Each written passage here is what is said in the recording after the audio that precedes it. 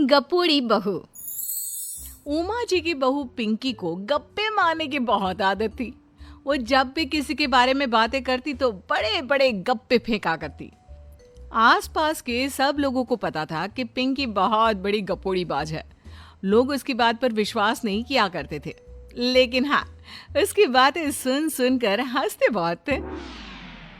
अरे बहू, पड़ोस वाली शर्मा जी है ना, उनकी बेटी का जन्मदिन है, तुम भी चली जाना। ठीक है मम्मी जी, ये तो बता दो गिफ्ट में लेकर क्या जाना है। अरे लेकर क्या जाना है, 250 का लिफाफा दे देना, बस काफी है। अरे मम्मी जी, अच्छा लगेगा क्या? पड़ोसी हैं हमारे, हमें कुछ बड़ा लेकर जाना चाहिए। अरे बहू, इतना काफी है। जानती हैं आप, मेरे मायके में जब पड़ोस में किसी की बर्थडे होती थी ना, तो मम्मी कुछ ना कुछ गोल्ड का ही देकर भेजती थी। पड़ोसी के बर्थडे में सोना? कैसी बातें करती हो। और नहीं तो क्या, आपकी तरह थोड़ी ना लिफाफा पकड़ा दिया। पिंकी शर्मा जी की बेटी के जन्मदिन में चली जाती है। अरे आज तो बड़ी सुंदर लग रही हो साड़ी में। जी मैं तो लहंगा पहनकर आने वाली थी, मम्मी जी नहीं मानी। अरे बेटा, बर्थडे पार्टी में तो साड़ी चल जाती है, मेरा मतलब कोई शादी थोड़ी ना है। कैसी बात कर रही हैं आप आंटी जी? मेरे मायके में तो छोटे छोटे फंक्शन भी हम लोग लहंगा बनवाते थे बुटीक से, डिजाइन करवाकर। चाहे पड़ोस पे किसी का जन्मदिन हो, मेरी मम्मी हमेशा बुटीक से नया लहंगा डिजाइन करवाती थी। मैंने तो ऐसा कहीं नहीं देखा, ये तो तुमने आज बड़े कमाल की बात बताई। अरे जाने दीजिए, कोई बात नहीं।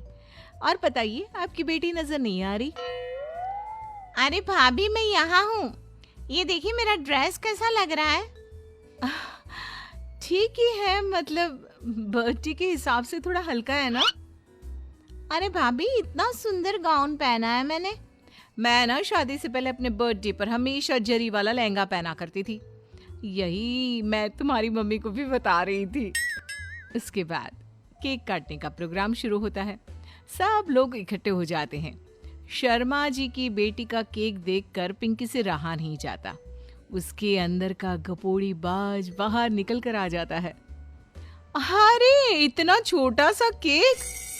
अरे बेटा, मेहमानों के हिसाब से ही है, जितने लोग इतना बड़ा केक। आंटी जी, कम से कम 4 या 5 मंजिल वाला केक तो बनाना चाहिए था। आपकी बेटी का बर्थडे रोज रोज थोड़ी ना आता है। मेरे बर्थडे पर हमेशा पापा 4 केक बनवाते थे, सारे केक 4-4 मंजिल के होते थे। वहां पर सारे लोग उमा जी के मोहल्ले के ही थे और वो पिंकी के गप्पे मारने की आदत से अच्छी तरह वाकिफ थे, इसलिए सब लोग उसकी बात सुनकर हंसने लगे, लेकिन किसी ने पिंकी से कुछ नहीं कहा। एक दिन सुबह सुबह पिंकी ने अपनी सास से कहा, मम्मी जी, मेरे मम्मी पापा मुझसे मिलने के लिए यहाँ आ रहे हैं। अरे वाह, ये तो बहुत अच्छी बात है। उनके आने की तैयारी करो, अच्छा अच्छा खाना बनाओ। वैसे कब तक आएंगे? मम्मी जी फ्लाइट से आ रहे हैं, कल शाम को 4 बजे की फ्लाइट है। फ्लाइट? लेकिन बेटा, तेरा मायका तो यहाँ से 2 घंटे की दूरी पर है। तेरे मम्मी पापा फ्लाइट से कब से आने लगे? अरे मम्मी जी, आपको पता नहीं है, मेरे मम्मी पापा ना आधे घंटे की दूरी के लिए भी फ्लाइट का टिकट बुक करवाती है। अरे गप्पे थोड़े कम मारा करो बहू, कोई फ्लाइट से तब आएगा ना जब यहाँ पर एयरपोर्ट होगा। तुम्हारी मम्मी क्या उड़कर आएगी घर में? अरे हाँ मम्मी जी, मैं तो भूल ही गई थी। वो क्या ना, मेरे मम्मी पापा हमेशा फ्लाइट से ही ट्रैवल करते हैं, तो मेरे दिमाग से ही निकल गया था। अगले दिन पिंकी के मम्मी और पापा पिंकी से मिलने के लिए उसके घर आते हैं। आइए आइए जी, आपका बहुत बहुत स्वागत है। और समदन जी, हमारी बेटे की कोई शिकायत तो नहीं ना? ठीक से संभाल लिया है ना आपका घर? अरे मेरी बहू बहुत समझदार है, घर का काम बहुत अच्छे तरीके से करती है। बस थोड़ा ज्यादा बोलने की आदत है उसे, आपको परेशान करती होगी ना? बात तो आपकी सही है, उसकी थोड़ा ज्यादा नहीं बहुत ज्यादा बोलने की आदत है। लेकिन कोई बात नहीं, आपकी बेटी दिल की बहुत अच्छी है, बस थोड़ा बोलती ही तो ज्यादा है।